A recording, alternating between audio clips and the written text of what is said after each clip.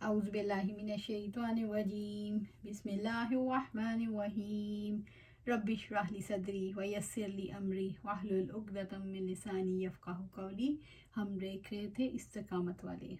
कौन है इस्तिक़ामत वाले? अल्लाह सुब्हानहू व तआला हामीम सजदा में फरमाते हैं, यकीनन जिन लोगों ने कहा कि अल्लाह ताला हमारा रब है, फिर वो साबित कदम रहे, उन पर फरिश्ते उतरते हैं कि ना डरो और ना गम करो और उस जन्नत की बशारत से खुश हो जाओ जिसका तुमसे वादा किया जाता है। आयत हमें ये बताती है कि रब्बाना अल्लाह पर फोकस करने की ज़रूरत है। कमज़ोर तो अकीदे में है, कमज़ोरी तो हमारे अकीदे में है। इन्नल्लज़ीना क़ालू रब्बुनल्लाहु, यकीनन जिन लोगों ने कहा है अल्लाह ताला हमारा रब है। जो अल्लाह रब्बुल इज़्ज़त के साथ अपने कल्ब, रूह, अपनी अक्ल के साथ जुड़ गए, जो पूरे वजूद के साथ अल्लाह सुब्हाना ताला के साथ जुड़ गए। ज़बान दरअसल दिल की तर्जुमान है। कौल जो ज़बान पर है दिल के अंदर भी है। अल्लाह ताला हमारा रब है, ये बात बसी हुई है। किसी के दिल के अंदर ये बात कैसे बस जाती है? अल्लाह ताला हमारा रब है। तारीख़ी एतबार से अम्बिया के बारे में देखें तो उनकी ज़िंदगियों में हमें ज़बान हाल से दिखाई देता है कि उन्होंने अल्लाह ताला को अपना रब बनाया हुआ था। हम आदम अलैहिस्सलाम को देखें कि किस चीज़ ने उन्हें गलती से निकाला था। उन्होंने रियलाइज़ किया कि अल्लाह ताला के हुक्म की नाफरमानी हो गई, बहुत बड़ी गलती हो गई। अगर अल्लाह ताला ने हमें माफ़ ना किया, हम पर रहम ना फरमाया, तो हम बहुत बड़े खसारा उठाने वालों में से हो जाएंगे। ये मार्फत इसी हस्ती के अंदर होती है जिसके कल्ब के अंदर ये बात रासिख हो जाए, यानी कल्ब और यकीन में फ़र्क ना रह जाए।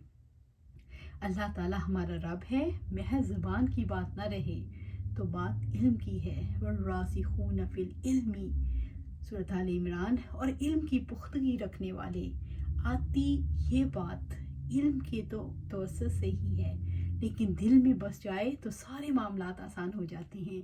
अल्लाह ताला की किताब हमें ये बताती है, अगर इन हस्तियों के अंदर देखना चाहें तो सोचें। एक इंसान के अंदर अल्लाह ताला के रब होने का यकीन ऐसे बस जाता है कि 950 साल अल्लाह ताला का पैगाम पहुंचाने के बावजूद हिम्मत नहीं हारी। क्या इस्तकामत थी! 950 साल में उनके पाए सबात में लग़ज़िश नहीं आई। क्या नूह अलैहिस्सलाम की ज़िंदगी हमारे लिए बहुत बड़ी दलील नहीं कि नूह अलैहिस्सलाम की इस्तकामत का रोशन मीनार थे? अगर हम तारीख़ में रोशनी के मीनारों को देखना चाहें तो अम्बिया की ज़िंदगियाँ उसकी गवाह हैं। फिर एक शख्स जिसने 950 साल तबलीग की, इस एक शख्स को की पुकार पर फ़दा रब्बहु अन्नी मग़लूबुन फ़ंतसिर, सूरत कमर में है। तो उसने अपने रब को पुकारा, मैं बेबस हूँ, तू बदला ले ले। बात फिर भी रब की है। एक शख्स की पुकार पर उसके रब ने दुनिया डबो दी। इस्तकामत किन नताइज तक पहुँचाती है? आसमान ने भी पानी बरसाया, ज़मीन ने भी पानी उगला, सारे असबाब मुहैया हो गए, और वही नूह अलैहिस्सलाम जो अल्लाह रब्बुल इज़्ज़त के आगे झुके हुए हैं, अपने बेटे के लिए रब्बुल इज़्ज़त के सामने फरियाद करते हैं, अल्लाह ताला तेरा तो वादा था कि मेरे घर वालों को बचाएगा, मेरा बेटा। तो अल्लाह ताला ने फरमाया, या नूहु इन्नहु लैसा मिन अहलिका इन्नहु अमलुन गैरु सालिह। ए नूह अलैहिस्सलाम, यकीनन वो तेरे घर वालों में से नहीं था, बेशक वो तो सरापाए अमले गैर साले है। सूरह हूद आया 46। नूह अलैहिस्सलाम के यकीन को देखिए। अपने बेटे से कहते हैं, आज अल्लाह ताला के फैसला अजाब से बचाने वाला कोई नहीं मगर जिस पर उसने रहम किया। अगर आप इस यकीन को देखना चाहें तो नूह अलैहिस्सलाम की ज़ेरे निगरानी परवान चढ़ने वाले बच्चे में देखिए, जो कहता है, मैं जल्द ही किसी पहाड़ी पर पनाह ले लूँगा, वो मुझे इस पानी से बचा लेगा। वो यकीन जो नूह अलैहिस्सलाम के अंदर है, वो बेटे के अंदर ज़रा भी नहीं। ये खुसूसियात विरसे में किसी को नहीं मिलती। کسی کی اولاد ہونے کی وجہ سے ان کے اندر وہ خصوصیات پیدا نہیں ہوتی۔ یہ بات اس لیے آپ کے سامنے رکھ رہی ہوں کہ یہ ہمت کا، کوشش کا میدان ہے۔ نوح علیہ السلام نے اس پر اللہ تعالیٰ سے توبہ کی، پھر نوح علیہ السلام کی کشتی رواں دواں ہوئی، ان سارے انسانوں کی روحیں ان کشتی میں بیٹھنے والوں کی وجہ سے وجود میں آئیں، کیونکہ ساری دنیا تو اللہ تعالیٰ نے ڈبو دی۔ اب وہی لوگ تھے جو کشتی میں بیٹھے تھے، جانوروں کے جوڑے بھی اور انسانوں کو بھی اللہ تعالیٰ نے اسی کشتی میں بٹھانے کا حکم دیا۔ تقریباً 80 لوگ تھے جو نوح علیہ السلام کے ساتھ تھے۔ پھر ان کی کشتی جودی پہاڑی پر رکی۔